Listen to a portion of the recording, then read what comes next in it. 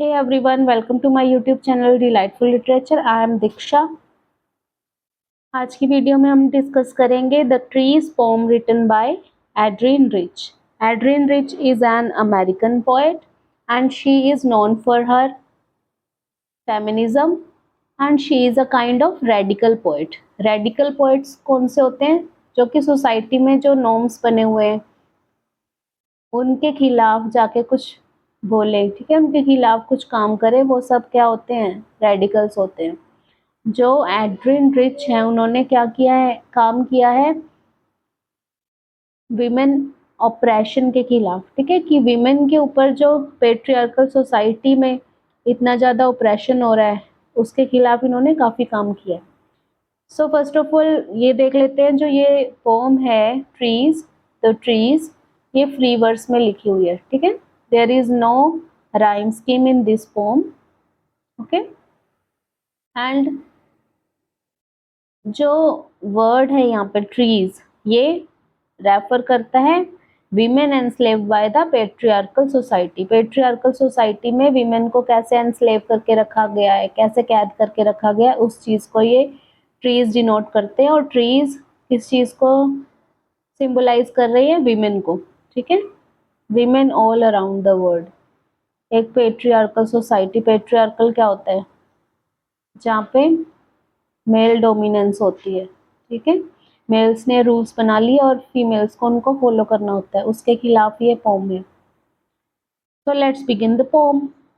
The trees inside are moving out into the forest that was empty all these days.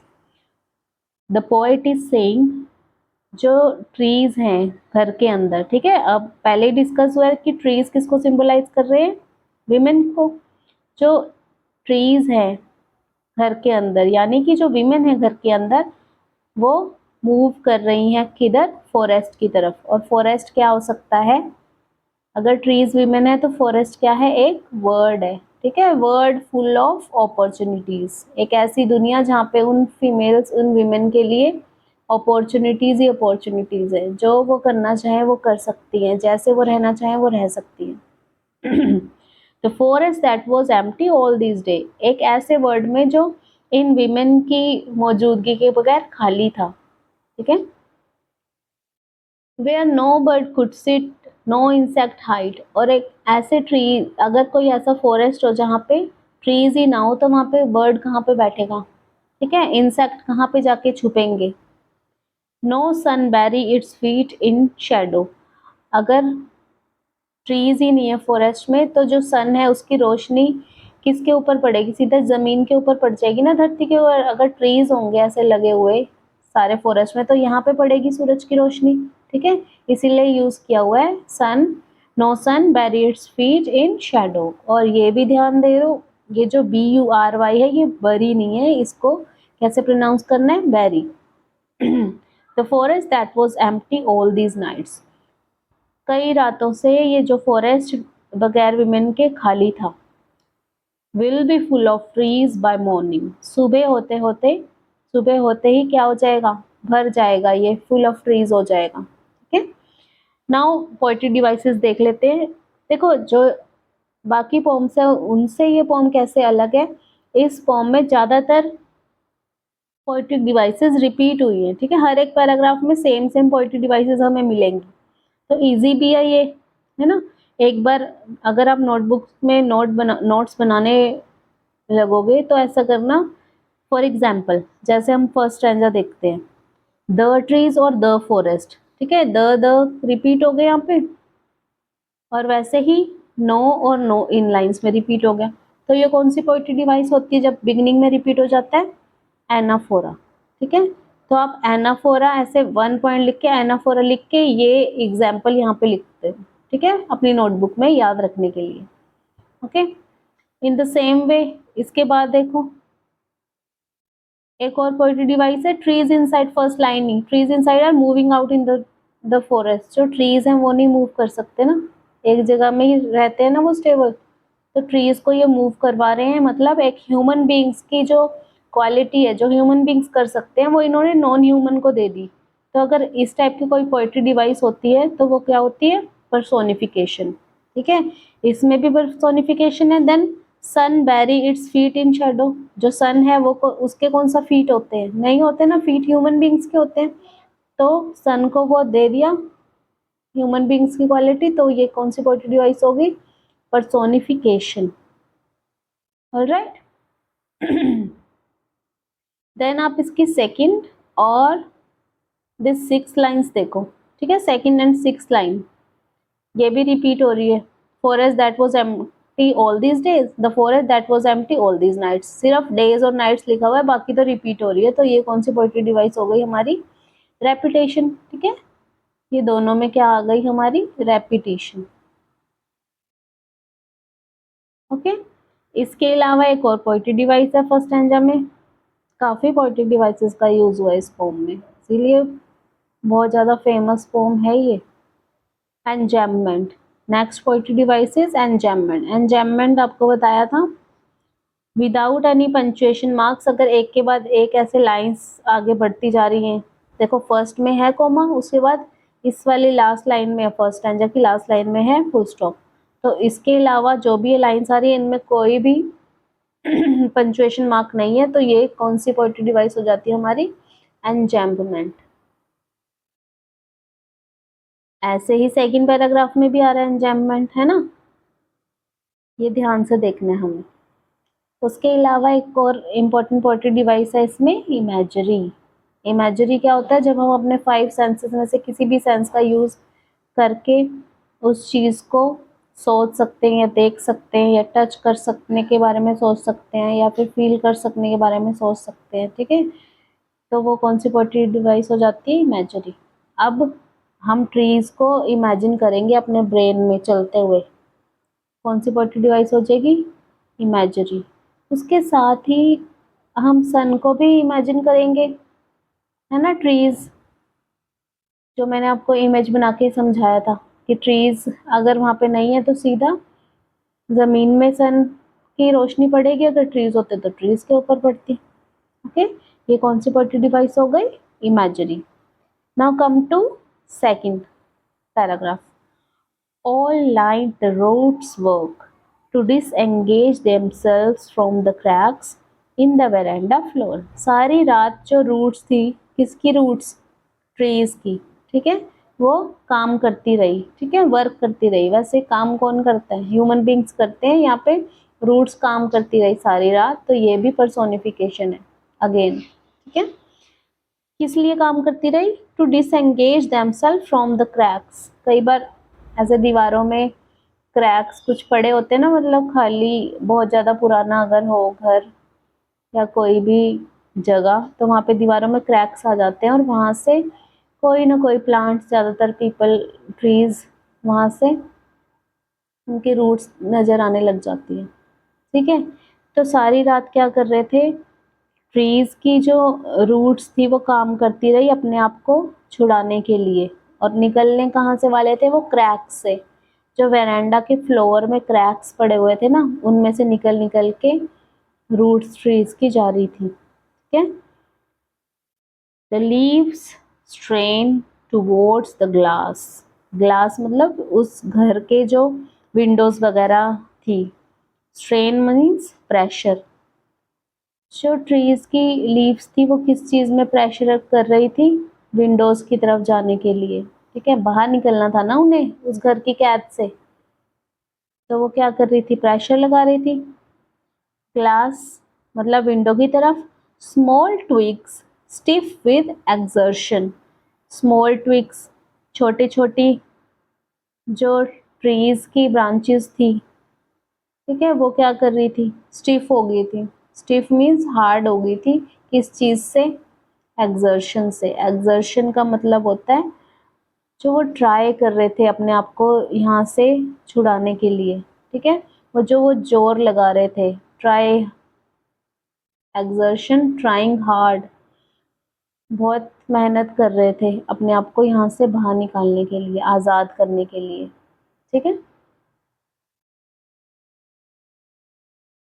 Then long cramped boughs shuffling under the roof like newly discharged patients, और बो मतलब branches, long cramp मतलब restricted for long from moving, मतलब काफ़ी time से उन्हें restrictions में रखा हुआ था कि वो मूव नहीं कर सकते यहाँ से, ठीक है। वीमेन की बात हो रही है ना, कि उन्हें बहुत टाइम से रखा हुआ था कि आप यहाँ से बाहर नहीं जा सकते। और ब्रांचेस क्या हो गई, shuffling under the roof, shuffle कर रही हैं रूफ के अंदर, उस घर की रूफ के अंदर, like newly discharge patient. Shuffle करने का मतलब होता है एक जगह से दूसरी जगह में चले जाना, ठीक है।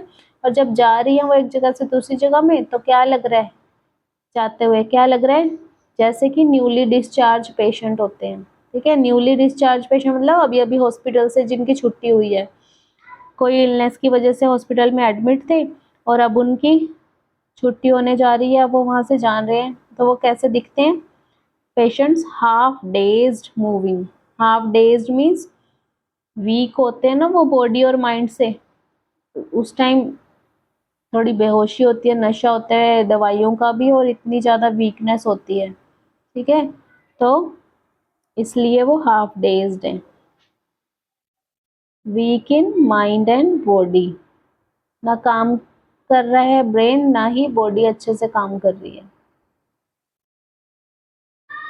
देन उसके बाद देखो, टू द क्लिनिक डोर्स, जैसे कि वो पेशेंट जा रहे होते हैं क्लिनिक डोर्स की तरफ, वैसे ही जो ये ट्रीज है ये जा रहे हैं घर के दरवाजे की तरफ, अपने आप को बाहर निकालने के लिए उस घर की रेस्ट्रिक्शन से, ओके। अब देखो पोएट्री डिवाइसेस क्या क्या है, फर्स्ट तो वही है रूट्स वर्क वाली, पर्सोनिफिकेशन हो गई है, ओके। उसके अलावा देखो the leaves train toward the glass, हम इमेजिन करेंगे कि लीव्स अपने आप को खींच खींच खींच के विंडोज की तरफ लेके जा रही हैं, इमेजरी, ठीक है, इमेजिन कर पा रहे हो ना, इमेजरी है ये। उसके बाद long cramp Bose shuffling under the roof, roof के अंडर शफल कर रही हैं, जो ब्रांचेस है वो थोड़ी ना अपने आप को शफल कर लेंगी, ठीक है। ह्यूमन बींग्स एक जगह से दूसरी जगह जा सकता है, ब्रांचेस तो नहीं जा सकती ना, तो ये पर्सोनिफिकेशन हो गई, ओके। उसके अलावा यहाँ पे एक इम्पॉर्टेंट पोएट्री डिवाइस है जो पहले नहीं आई थी, जो कि है सिमिली, ठीक है। सिमिली और मेटाफर में क्या डिफरेंस है, सिमिली भी दो ऑपोजिट चीज़ों को आपस में कंपेयर करती है और मेटाफर भी दो ऑपोजिट चीज़ों को आपस में कंपेयर करता है, ठीक है। दोनों पोएट्री डिवाइसेस सेम है, बट जो सिमिली है उसमें एक डिफरेंस है, सिमिली में लाइक या फिर एज का यूज होता है, ठीक है। For example she is as beautiful as a rose, लेकिन मेटाफर में हम क्या बोलेंगे, she is a rose. Like और एज कुछ भी दोनों में से यूज नहीं होगा, सिमिली में या तो लाइक का यूज होगा या तो एज का यूज होगा, ठीक है, यही इन दोनों में डिफरेंस है।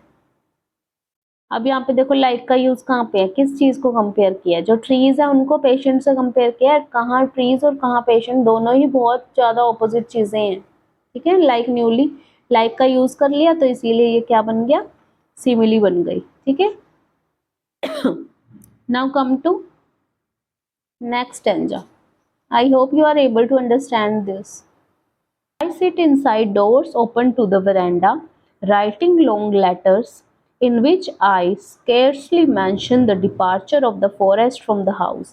अब यहाँ पे I कौन है, पोएट herself, ठीक है, वो खुद ही लिख रही है कि मैं क्या करती हूँ, बैठी हूँ घर के अंदर और वेरांडा के तरफ जो डोर्स हैं वो ओपन है, और मैं लॉन्ग लेटर्स लिख रही हूँ जिनमें, उन लेटर्स में मैं स्कार्सली मतलब बेयरली, बेयरली मतलब कोई चीज़ की कमी होना, बहुत कम, मैं किस चीज़ के बारे में लिख रही हूँ, डिपार्चर, डिपार्चर मतलब कहीं से जाना, कि कौन जा रहा है यहाँ पे, ट्रीज जा रहे हैं ना, वो कह रही है मैं जो लेटर्स लिख रही हूँ उसमें ये डिपार्चर वगैरह मेंशन नहीं कर रही हूँ मैं इन ट्रीज का घरों से जाते हुए। The night is fresh, the whole moon shines in a sky still open. लेकिन जब वो डिपार्चर कर रहे हैं तो कैसी रात है, बिल्कुल फ्रेश नाइट है, और जो मून है वो पूरा का पूरा आया हुआ है, ठीक है। कब आता है पूरा का पूरा मून, पूर्णमासी में आता है ना जैसे, तो उस टाइम का टाइम है, इन अ स्काई स्टिल ओपन, और जो स्काई है वो पूरा ओपन है, स और स साउंड यहाँ पे देखो, स्काई और स्टिल, स साउंड है, स क्या होता है, कॉन्सोनेंट है ना, एलिट्रेशन है ये, ठीक है, बिल्कुल साथ में आ गए तो ये एलिट्रेशन है। The smell of leaves and lighting still reaches like a voice into the room. तो वो क्या बोल रही है, वो जब जा रहे हैं ना ट्रीज, इतनी एक्सर्शन करके, इतना जोर लगा के, रूट्स बाहर निकल निकल के जब जा रही हैं, तो लीव्स की और जो लाइचिन है उसकी स्मेल आ रही है, ठीक है, उसकी फ्रेग्रेंस उसको आ रही है। Then still reaches like a voice into the rooms, और ऐसे जब वो जा रहे हैं, मतलब खींचातानी हो रही है, अपने आप को बाहर निकाल रहे हैं, तो ऐसा लग रहा है कि कुछ आवाज आ रही है, ठीक है, जो कि पूरे रूम को जिस आवाज ने भर दिया है। ओके, अब like a voice into the room, smell को वॉइस से कंपेयर कर दिया, जैसे वॉइस आती है सारे रूम को भर देती है, वैसे ही जो फ्रेग्रेंस आ रही है उसने सब रूम को भर दिया है। तो ऑपोजिट चीज़ों को कंपेयर कर लिया है with the use of like. तो ये कौन सी वर्ड डिवाइस हो गई हमारी, सिमिली अगेन। ओके, इसके अलावा इमेजरी हो सकती है ये, ठीक है, इमेजिन कर सकते हैं। और ये स्मेल यहाँ पे यूज हुआ है, तो हमारी कौन सी सेंस का यूज है, कौन से सेंस ऑर्गन इसमें काम करेगा, नोज काम करेगा ना, तो एक सेंस ऑर्गन का काम हो रहा है, तो ये कौन सी बॉडी डिवाइस हो गई, इमेजरी। ओके, अब देखो इसके अलावा एक और जो सेकंड लाइन है इसी पैराग्राफ की, लॉन्ग लेटर्स, ल और ल साउंड भी आ रहा है, ठीक है, लॉन्ग लेटर्स, ल ल साउंड रिपीट हो रहा है, अगेन एलिट्रेशन।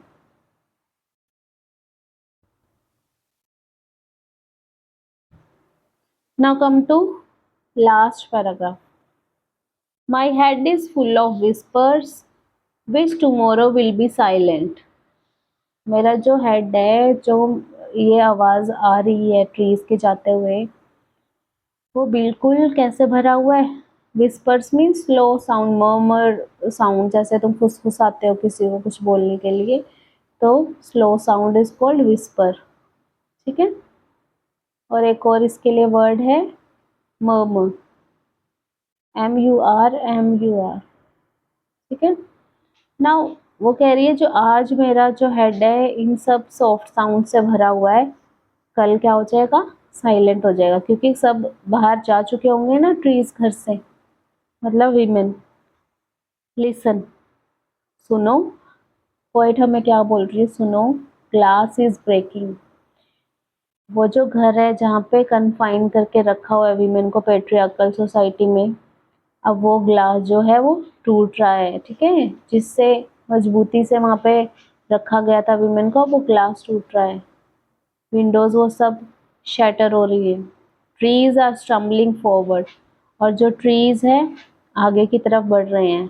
तो क्या हुआ, स्टम्बल करके चल रहे हैं, स्टम्बल मतलब लड़खड़ाना, ठीक है, फोल्टर, लड़खड़ाने को क्या बोलते हैं, फोल्टर, मीन्स फॉल वाइल मूविंग, आगे चलते हुए गिर रहे हैं, चाहे गिर गिर के ही क्यों नहीं चल रहे, बट वो चल रहे हैं, ठीक है, अपनी आज़ादी के लिए।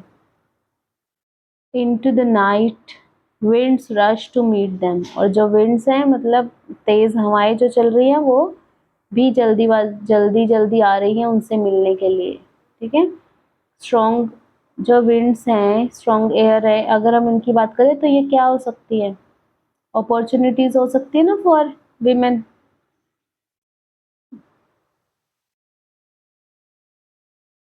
मीन्स स्काई इज योर्स, जो आप चाहते हो करना वो आप कर सकते हो, अगर आप उस दिशा में आगे बढ़ते रहोगे। Okay, now the moon is broken like a mirror, again like आ गया। लाइक कौन सी पॉजिटिव डिवाइस होती है, सिमिली। मून को किससे इन्होंने कंपेयर कर दिया है, ब्रोकन मिरर से अब कंपेयर कर दिया है, ठीक है। Its pieces flash now in the crown of the tallest oak. ये बहुत ही ब्यूटीफुल सी डिस्क्रिप्शन है, इसको अगर हम इमेजिन करें तो वो ऐसे है, एक ट्री है, ठीक है, सबसे टॉलेस्ट ओक ट्री है, और उसमें ऐसे बीच बीच में लीव्स हैं लगी हुई, ठीक है, जो ट्रीज की लीव्स हैं।